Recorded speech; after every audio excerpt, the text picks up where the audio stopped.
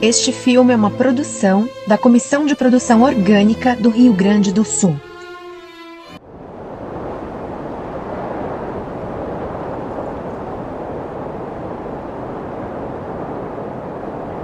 Se hoje os estragos são imensos e os mortos se contam a centenas, não tardará o dia em que os flagelados e os mortos totalizarão milhões.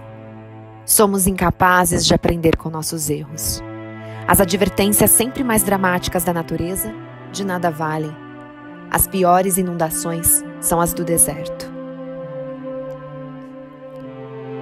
Poderiam ter sido pronunciadas há algumas semanas, mas essas palavras são de José Lutzenberger, quando vivenciou em 1974 um evento de enchentes no Rio Grande do Sul. 50 anos depois, presenciamos eventos climáticos maiores, mais frequentes e de maior intensidade. Que era o vão da entrada, as escadas que desciam, a casa estava aqui, só que foi jogado tudo para cá. A moreira chegou a baixar, o galinheiro, ó, dá para ver a almofada, dá para ver o careto do pai. O careto do pai, ó, restou um pedaço ali. Nos últimos anos, as condições de emergências climáticas no estado têm colocado em xeque as atividades da agropecuária. De outubro de 2022 a maio de 2023, as famílias agricultoras vivenciaram a pior e mais prolongada seca das últimas décadas. Ainda em 2023, iniciou um período de ciclones, enchentes, deslizamentos de terras e temporais. Em junho de 23, na região do litoral norte, em setembro de 23, no Vale do Taquari, em novembro de 23, na região da Serra, em janeiro de 24, diversos tornados localizados. E agora, em maio de 2024, um evento com abrangência e intensidade recorde, afetando diretamente milhões de pessoas. Infelizmente, os climatologistas já anunciam um próximo ano agrícola com chuvas muito abaixo da média. As catástrofes climáticas que aconteciam a cada 10 anos têm acontecido a cada estação. São por granizo, vento, seca ou enchente. Somado a isso, temos as perdas causadas pela deriva de aplicação de agrotóxicos. Está cada vez mais difícil viver da agricultura, mas não somente no Rio Grande do Sul. Segundo o Ministério do Meio Ambiente, mais de 1.900 municípios em todos os estados da federação, totalizando mais de 80 milhões de pessoas, estão em situação de insegurança climática, sujeitos a algum tipo de catástrofe climática. Os relatórios especiais do painel intergovernamental sobre mudanças climáticas não deixam dúvida. Precisamos a todo custo diminuir a emissão de gases a efeito de estufas e armazenar mais carbono para não ultrapassar 1,5 grau de aumento de temperatura global, pois a partir daí, viver bem vai ser cada vez mais difícil nesse nosso planeta. Esses relatórios também já indicam a necessidade de nós nos prepararmos para esses tipos de catástrofes e as regiões do mundo onde isso pode ocorrer com maior frequência. Não foi uma tragédia imprevisível, mas sim anunciada. A colonização europeia do Rio Grande do Sul se deu nos séculos 19 e 20 pelos vales dos rios, pois era uma via fácil de acesso, com solos férteis trazidos pelos rios, e nessas áreas não existia ocupação humana hostil. Na cultura indígena, essas áreas pertencem ao rio. Décadas depois, o desenvolvimento agrário do Rio Grande do Sul proporcionou grandes áreas de monocultivos de commodities. Eucalipto, soja, milho, trigo, no Planalto, antigamente ocupado pela Mata Atlântica, e no Pampa, transformando as vastas áreas de campos nativos em solos rasos e lavrados.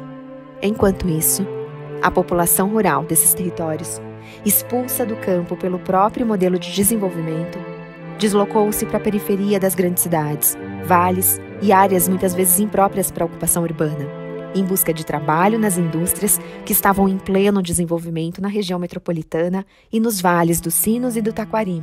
O planejamento urbano dessas regiões se construiu avançando sempre mais no leito dos rios, aterrando banhados, construindo barragens, muros sempre mais altos e instalando bombas.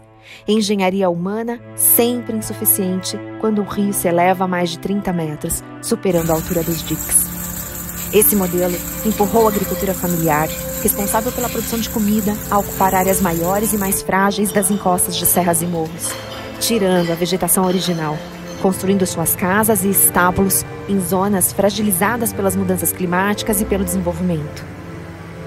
E como se isso não fosse suficiente, ainda foram construídas grandes barragens hidrelétricas nos principais rios drenados pelo Guaíba, para abastecerem energia às zonas urbanas e industriais, criando ameaças ainda maiores de tragédias climáticas. Segundo o relatório da Defesa Civil do Estado do Rio Grande do Sul, foram 461 municípios afetados, de um total de 497.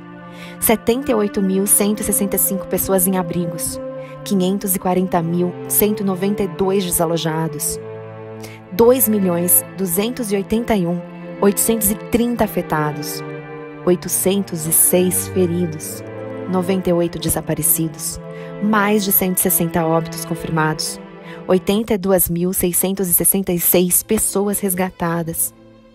A totalidade das produtoras e dos produtores orgânicos do estado foram afetadas, no mínimo com perdas significativas de produção. Dados preliminares apontam que foram perdidos 30% do arroz orgânico, 90% da produção de hortaliças. Perdas significativas também em lavouras de milho, feijão, mandioca e batatas. Na produção de leite, as dificuldades estão relacionadas à perda e à saúde dos animais. Talvez não seja a hora de apontar os culpados, mas precisamos, ao mínimo, questionar a relevância de projetos de lei que, em situação de emergência climática, flexibilizam as leis ambientais, mercantilizam a água ou ainda permitem construir cidades inteiras, como Eldorado do Sul, parte de Porto Alegre ou Canoas, dentro do leito do rio, em áreas de preservação permanente, no meio de um parque estadual de preservação ambiental.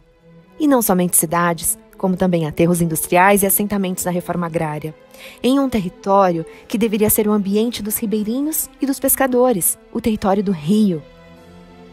Num contexto de emergências climáticas, enquanto o Rio Grande do Sul tinha se tornado um caos, os vetos do presidente Lula, buscando amenizar os impactos do projeto de lei conhecido como PL do Veneno, foram derrubados. Há poucas semanas, a Assembleia Legislativa do Rio Grande do Sul aprovou um projeto de lei que flexibiliza as regras ambientais, permitindo, por exemplo, construir barragens em APPs. Diante desse cenário, é pertinente nos questionarmos qual é o papel do Estado e dos órgãos públicos na prevenção e enfrentamento dessas situações. Áreas e serviços estratégicos como energia, saneamento, planejamento urbano e agropecuário, além de saúde e educação, vêm sendo paulatinamente entregues ao mercado, que tem como critério supremo a busca do lucro e do imediatismo, concentrando renda e riqueza. Como resultado, assistimos impotentes à insuficiência dos serviços públicos, privatizados ou uberizados. Dirigentes eleitos, para comandar, não poder fazer mais que agradecer, sem poder dar conta da prevenção, da contenção e nem do resgate. Aonde a gente perdeu 15 mil sacos de arroz orgânico. Tem uma urgência de mudar, e nesse caso é mudar o paradigma. Não é desenvolver uma maneira diferente, é parar de desenvolver e envolver-se. Nossas redes, sempre conectadas, foram as primeiras a organizar-se e oferecer formas de reagir ao caos. Os movimentos do campo e da cidade, MST, MTD, MTST, se organizaram para montar cozinhas solidárias que foram efetivas e eficientes desde o primeiro dia, ofertando milhares de marmitas de comida caseira. Não somente porque a solidariedade é um valor importante do povo gaúcho e dos movimentos sociais em específico, mas também porque já existiam políticas públicas estruturadas que garantiram de forma rápida e eficiente o abastecimento dessas cozinhas. Em contraposição aos orçamentos baixos dispostos para políticas tão importantes quanto as políticas de enfrentamento à crise climática ou política de agroecologia e produção orgânica, são anunciados agora bilhões para reconstruir. Não queremos reconstruir a cada enchente, momentos em que empresários e corporações lucram com os traumas da população. Queremos repensar a ocupação geográfica dos nossos territórios para garantir à população segurança e proteção, com planejamento de saneamento básico que prevê abastecimento de água potável em situações de emergência, tratamento dos resíduos sólidos e líquidos para que não piorem o quadro de desastre, abastecimento em comida fresca e saudável. Assim como as questões climáticas estão exigindo respostas rápidas da estrutura governamental, se faz emergente avançar em ações, programas e políticas públicas audaciosas e duradouras de promoção da agroecologia e produção orgânica, que tem por princípio ético a quem pratica o respeito, a solidariedade, o senso de justiça socioambiental e o convívio harmônico com a natureza. Os possíveis caminhos na agricultura para a mitigação das emergências climáticas já vêm sendo construídos de forma coletiva e consciente há décadas por diversas organizações, grupos, agricultores e agricultoras que promovem a agroecologia e a produção orgânica nas suas mais diversas correntes e concepções. Até quando o Planapo vai seguir a passos lentos? Até quando quem produz orgânico seguirá na indiferença? Até quando as portarias seguirão sendo mais travas que garantia? Até quando as demandas da produção orgânica seguirão sem resposta? Prioridade. Chega de até quando? O tempo exige emergência, e a emergência, o agora, é viabilizar e priorizar, valorizando o que sabemos que dá certo, o caminho viável. A produção orgânica é justa e sustentável.